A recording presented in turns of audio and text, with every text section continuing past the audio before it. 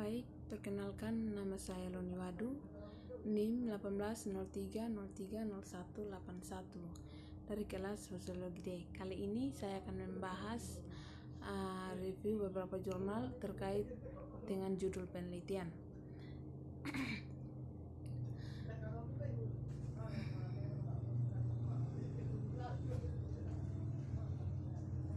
Banyak yang kita ketahui bahwa Indonesia masih banyak daerah atau kawasan tertinggal. Informasi tersebar di mana-mana, baik melalui televisi, radio, koran, internet, dan media lainnya, dan mungkin juga dapat kita jumpai secara langsung yang termasuk daerah yang kita tempati saat ini.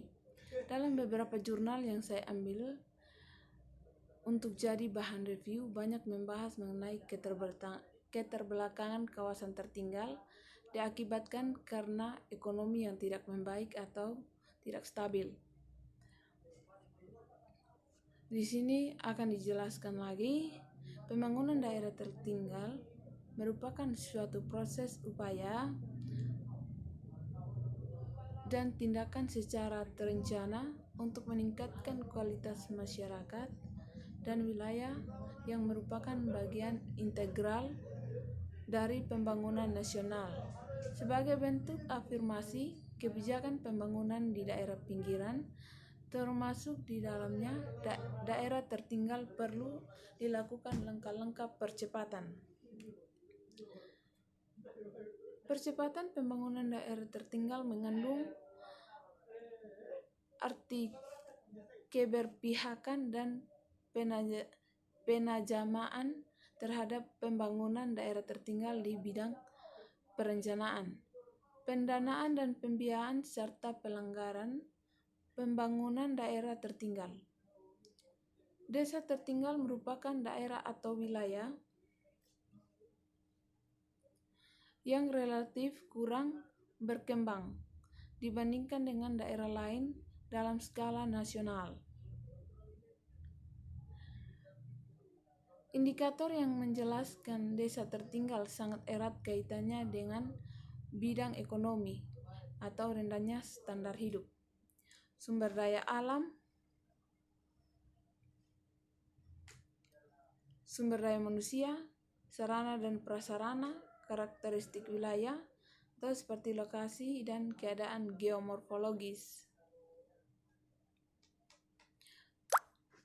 Rawan bencana dan konflik, serta kebijakan pembangunan yang tidak mengikutsertakan desa atau sangat jauh dari pusat pembangunan wilayah. Walaupun kebijakan sudah banyak ditempuh dalam mengembangkan wilayah dan memprioritaskan pembangunan desa tertinggal dalam waktu yang sudah ditentukan, tetapi tetap saja desa tertinggal masih tersebar di Indonesia. Hal ini yang masih sangat memprihatinkan.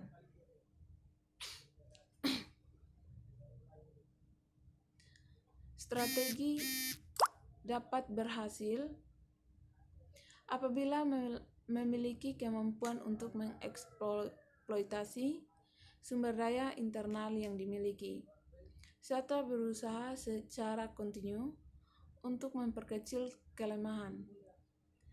Adanya disparatif kualitas sumber daya manusia antar wilayah, perbedaan kemampuan perekonomian antar daerah, serta belum meratanya ketersediaan infrastruktur antar wilayah mendukung fakta kesenjangan antar wilayah. Kondisi rendahnya pencapaian pembangunan tersebut diidentifikasi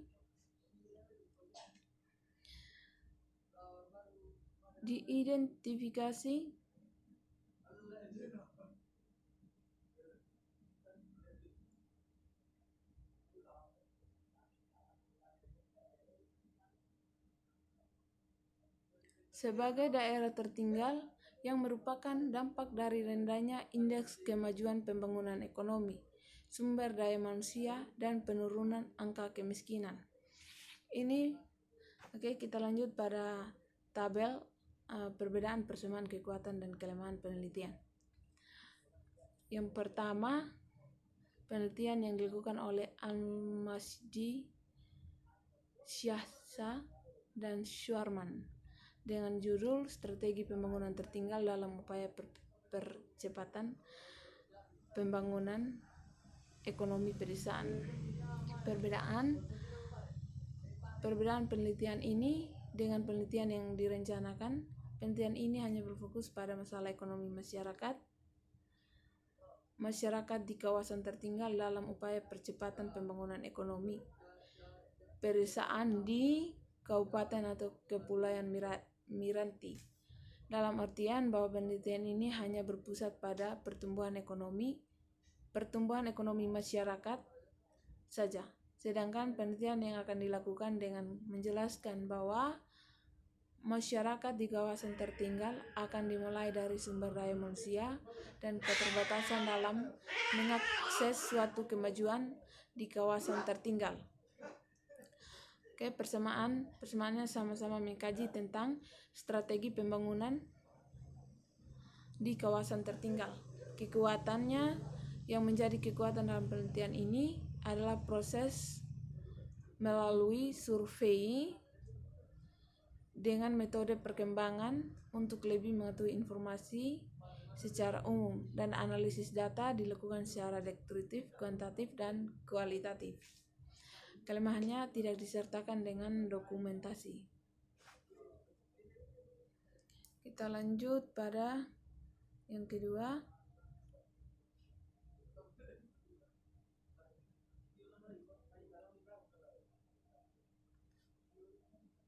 Itu penelitian yang dilakukan oleh S. Windy, Septiarti, dan Widyaningsih dengan judul Pengembangan Masyarakat Desa Tertinggal Berbasis Keterpaduan dan Otonomi Daerah. Perbedaan penelitian ini dengan penelitian yang akan dilakukan adalah lebih mengacu pada ekonomi masyarakat dan pemerintah tanpa mengkaji secara umum dalam proses penelitian. Sedangkan dalam proses penelitian yang akan dilakukan akan mengkaji secara umum agar lebih bisa dipahami dari masyarakat dan pemerintah. Persamaannya sama-sama membahas tentang implementasi program pembangunan di kawasan tertinggal. Kekuatan dari penelitian ini dilakukan dengan menggunakan metode yang mudah, yaitu metode wawancara, penilaian fokus kelompok diskusi. Ini lebih mempermudah para peneliti dalam melakukan proses penelitian. Kelemahan dalam jurnal ini lebih mengkaji secara khusus tentang pemberdayaan berbasis keterpaduan dan otonomi daerah, serta tidak dilengkapi dengan data dokumentasi. Yang terakhir, penelitian yang dilakukan oleh Andi Setiono dengan judul Pengembangan Daerah Tertinggal dalam Upaya Percepatan Pembangunan Ekonomi Daerah dan Perspektif Ekonomi Islam. Perbedaannya, jurnal ini adalah lebih khusus dalam mengkaji tentang pembangunan ekonomi masyarakat dan bagaimana mempercepat pembangunan ekonomi Islam tanpa mengkaji secara keseluruhan dari sumber daya manusia. Sedangkan jurnal yang akan dikaji akan membahas bagaimana proses pemberdayaan dan sumber daya manusia lambat dalam berinovatif. Persamaannya adalah sama-sama menganalisis fenomena keterbelakangan atau tertinggalnya suatu kawasan. Kekuatan yang menjadi kekuatan dari jurnal ini adalah metode penelitiannya menggunakan sumber data, teknik pengumpulan data, wawancara, observasi, dan dokumentasi. Kelemahannya adalah tidak mengkaji secara keseluruhan isi pembahasannya, dan juga data dokumentasinya tidak dilampirkan. Demikian review